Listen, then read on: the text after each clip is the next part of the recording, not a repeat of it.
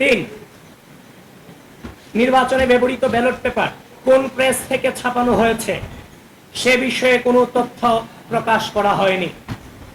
অনিরাপদ ছাপাখানা থেকে ফাঁস হওয়া নকল ব্যালটের মাধ্যমে ভোট কারচুপির অভিযোগ ইতিমধ্যেই এসেছে। উল্লেখ্য যে 7 সেপ্টেম্বর 2025 তারিখে নীলক্ষেতের গাউসুল আজম মার্কেটের একটি ছাপাখানায় ডাকসু হল সংসদ নির্বাচনের বিপুল সংখ্যক ব্যালট পেপার অরক্ষিত অবস্থায় পাওয়া যায়, যেখানে ঢাবি প্রশাসনের কোনো নজরদারি ছিল না বলে নিশ্চিত হওয়া গেছে। প্রিয় সাংবাদিক বন্ধুগণ, ব্যালট এই নির্বাচনের প্রধানতম গুরুত্বপূর্ণ জিনিস। সে জিনিস অনিরাপদ অবস্থায় 7 তারিখ রাতে সেখানে পড়ে থাকবে।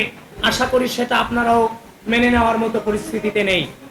এবং আমরা সে অভিযোগ নির্বাচনের দিন পেয়েছি, এবং যিনি সেদিন তিনিও নির্বাচন করেছিলেন, যিনি সেখানে ছিলেন, তার বুকমার্ক আনতে গিয়ে সারে জমিনে সেখানে তিনি উপস্থিত ছিলেন, এবং যিনি সে ছবি তুলেছিলেন, ব্যালট পেপারের ছবি তুলেছিলেন, তিনিও আজকে সংবাদ সম্মেলনে আমাদের সামনে উপস্থিত আছেন। প্রিয় বন্ধুগণ, আমরা নির্বাচনের দিন যখন এই ছবি পেয়েছি আমরা বিশ্বাস করতে চাইনি। নানান বাস্তবতার কারণে কিংবা ব্যস্ততার কারণে আমরা সেটাকে এড়িয়ে গিয়েছিলাম। কিন্তু পরক্ষণে যখন দেখতে পেলাম তার নিজ হাতে ছবি তোলা এই যে ব্যালট পেপারের ছবি, এবং যে আঙ্গুল দেখছেন সে আঙ্গুলও কিন্তু সেই ছেলেটারই আঙ্গুল। এবং সেখানে আমরা সেই ফোন থেকে আমরা আইফোনে ছবি তোলা, সেখানে 7 সেপ্টেম্বর 2025 রাত 12:57 AM লেখা আছে।